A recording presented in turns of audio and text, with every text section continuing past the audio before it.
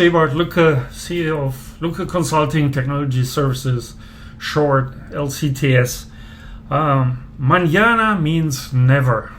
That was one of the things I learned back in 2001 in Venezuela when I worked on the one of the heavy oil upgraders. And it was my first international assignment. It was great, great experience. But that's really not what I wanted to talk about. But a few weeks back, I shared with you the my 5 main takeaways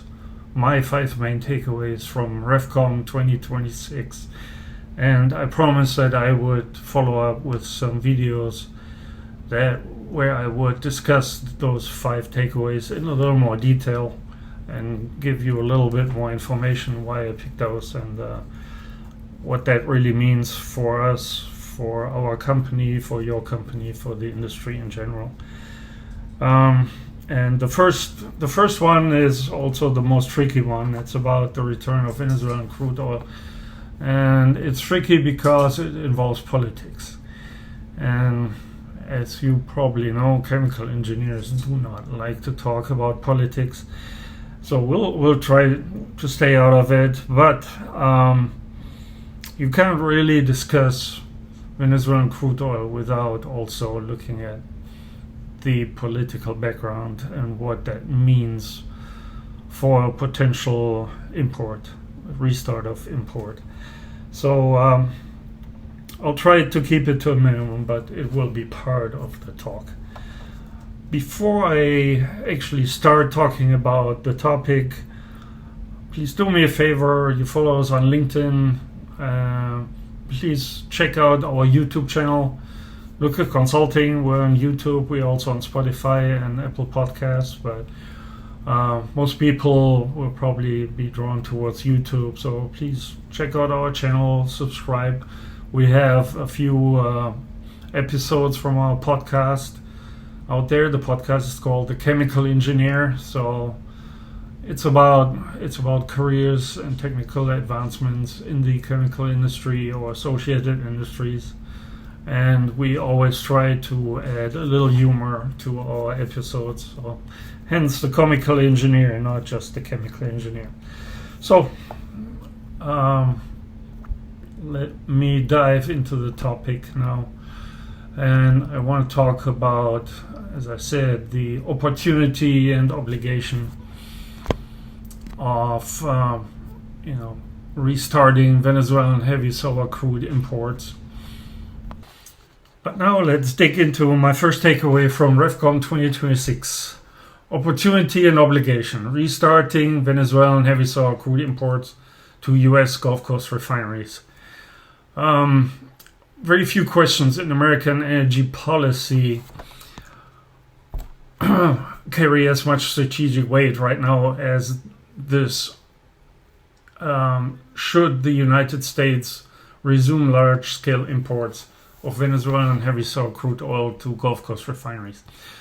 So it is a question that sits at the intersection of national security, energy economics, environmental responsibility, and hemispheric geopolitics.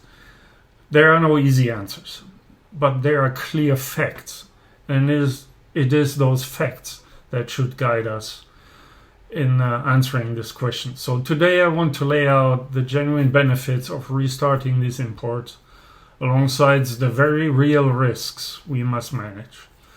I believe that with the right conditions, the right safeguards, and the right strategic framework, resuming Venezuelan crude can serve American interests. But we should go in with clear eyes. So let's set the stage. For decades, Venezuela was one of the United States' most critical crude oil suppliers.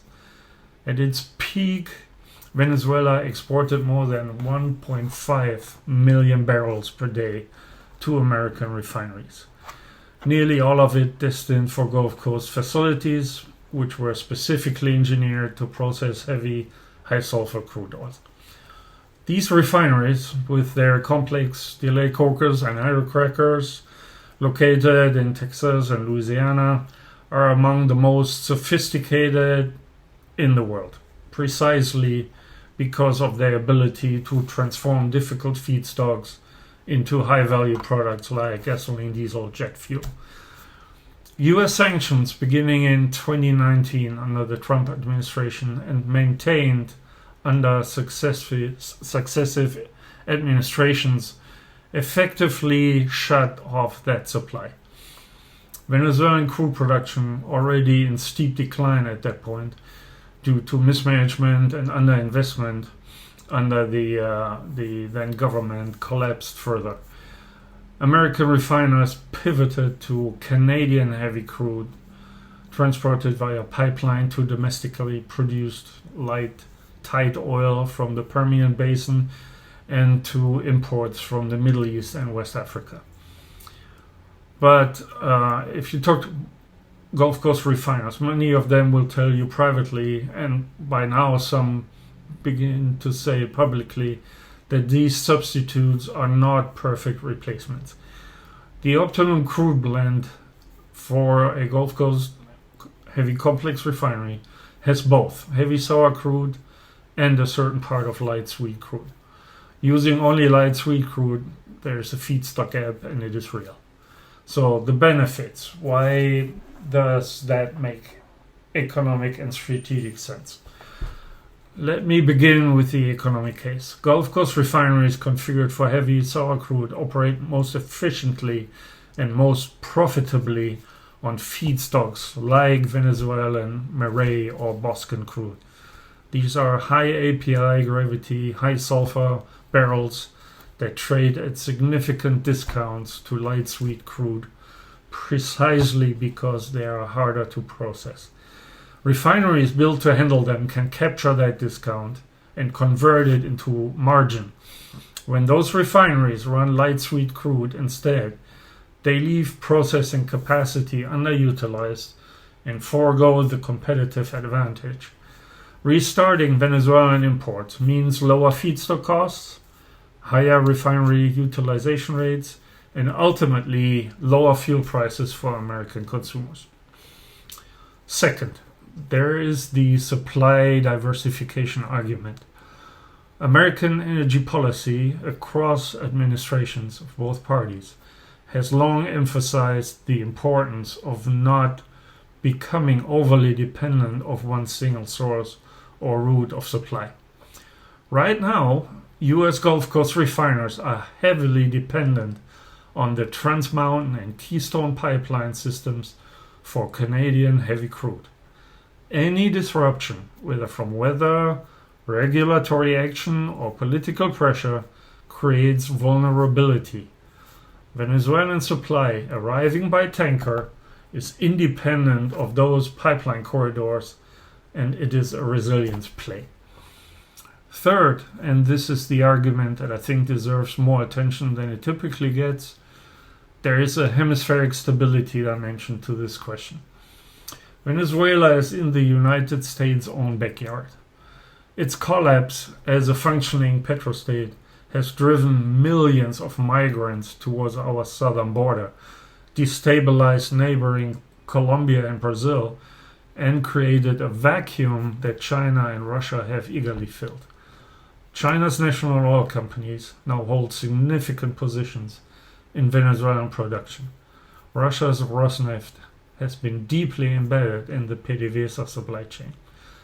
If the United States wants to reassert influence in Latin America, energy commerce is one of the most powerful tools available. Trade creates interdependence, and interdependence creates leverage. So what are the risks? What are the points that we cannot ignore? Let me be equally direct about the risks, because they are substantial and dismissing them would be irresponsible. The first and most immediate risk is political and reputation. The post-Maduro government has been credibly accused of human rights abuses, electoral fraud, narco-trafficking connections, and the systematic looting of Venezuela's national oil wealth. there's still the same people there that said they're under Maduro that are still running the country. Resuming full oil commerce with PDVSA, the state oil company, means to some degree providing revenue to that government. Any administration that moves in this direction will face fierce criticism from Venezuelan American communities, from human rights organizations, and from congressional members on both sides of the aisle. This is not a risk that can be wished away. It must be managed through very carefully structured licensing arrangements, revenue escrowing mechanisms, and clear political benchmarks. The second risk is reliability of supply. Venezuelan oil infrastructure has deteriorated severely over the past decade. Pipelines are in disrepair, upgraders, the facilities that process extra heavy Orinoco Belt crude into exportable grades of crude oil are running well below design capacity. Tanker fleets are aging, even with the best intentions on both sides. Venezuela's ability to reliably deliver contractual volumes is generally uncertain. Gulf Coast refiners who build their crude slates around Venezuelan supply could find themselves scrambling to replace barrels on short notice. Contracts would need to be carefully structured, with robust spot market alternatives clearly identified. The third risk is environmental.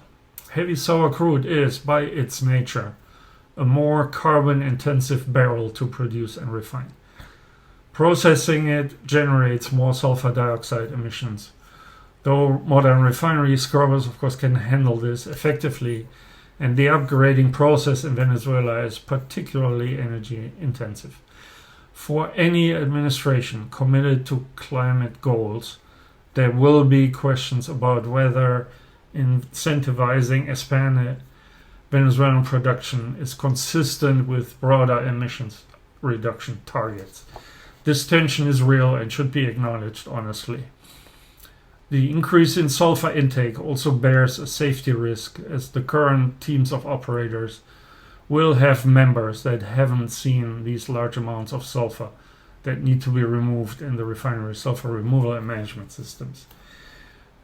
And do you know what else they haven't seen? The amounts of asphaltenes in the residue that will be converted to shot coke in their delayed coker units.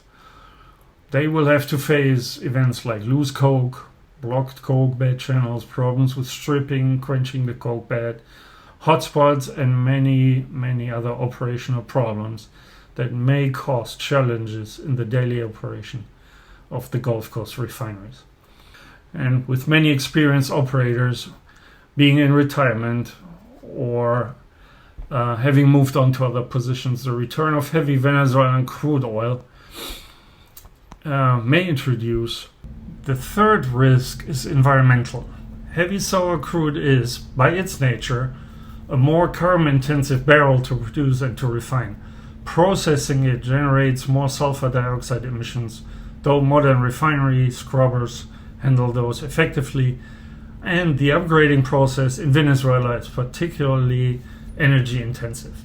For any administration committed to climate goals, there will be questions about whether incentivizing expanded Venezuelan production is consistent with broader emissions reduction targets.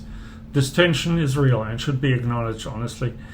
The increase in sulfur intake also bears a safety risk, as the current teams of operators will have members that haven't seen these large amounts of sulfur that need to be removed in the refinery sulfur removal and management systems. And you know what else I haven't seen? The amounts of asphaltenes in the residue that will be converted to shot coke in the delayed coker units.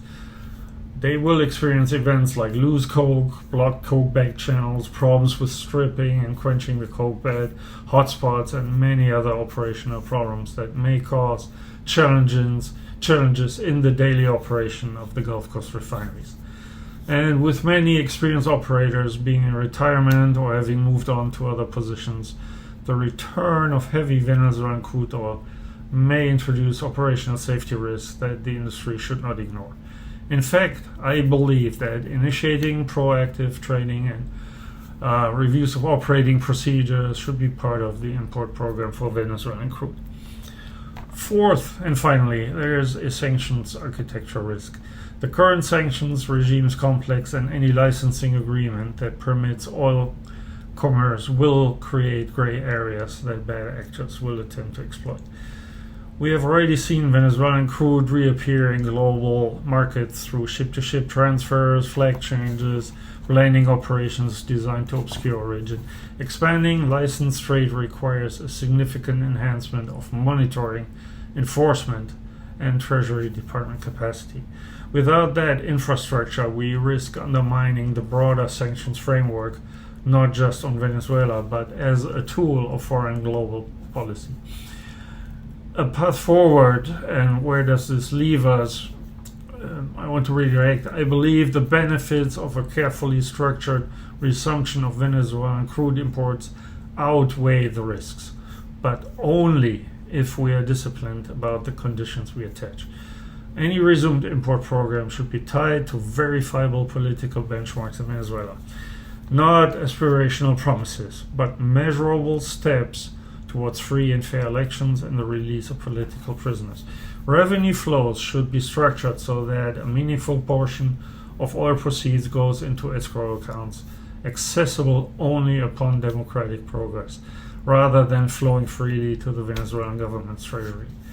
U.S. regulators should work with refinery operators to establish enhanced supply chain monitoring, ensuring that blended or rerouted barrels cannot circumvent sanctions on prohibited entities.